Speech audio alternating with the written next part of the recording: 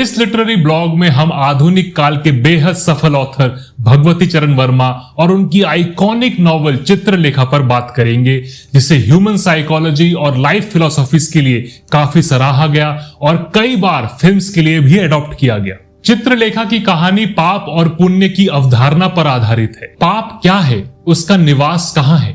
इन प्रश्नों का उत्तर खोजने के लिए महाप्रभु रत्नांबर के दो शिष्य श्वेतांक और विशाल देव पाप पुण्य को समझने के लिए अलग अलग गुरु बीजगुप्त और कुमारगिरी के पास जाते हैं। नर्तकी चित्रलेखा के जीवन के माध्यम से वे प्रेम, वासना और त्याग के अलग अलग अनुभवों से गुजरते हैं। आखिर में महाप्रभु रत्नांबर कहते हैं, संसार में पाप कुछ भी नहीं है, यह केवल मनुष्य के दृष्टिकोण की विषमता का दूसरा नाम है।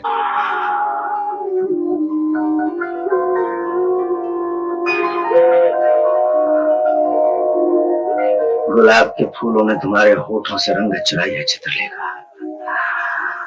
गुलाब के फूलों ने तुम्हारे होठों से रंगत चुराई है चित्रलेखा। मैं नहीं जानता था।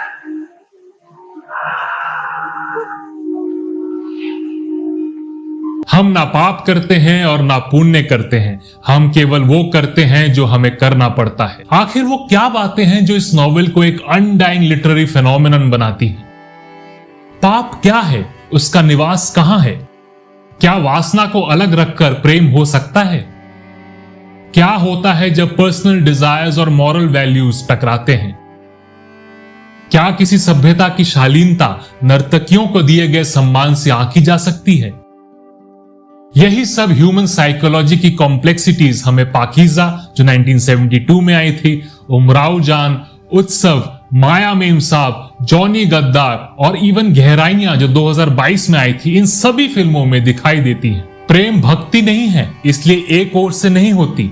प्रेम संबंध है, वो दोनों ओर से होता है। ये कहा था भगवती चरण वर्मा जी ने। इसे जानने और महसूस करने के लिए पढ़िए हमारा प्रीमियम लिटरेरी ब्लॉग, जो एक गहरी इवोकेटिव नजर डालता है ऑथर की जिंदगी पर, नॉवेल की इमोशनल सोल पर और किस तरह ये टाइमलेस लिटरेरी जेम बन गई इंडियन सिनेमा की पावरफुल फिल्मों में से एक।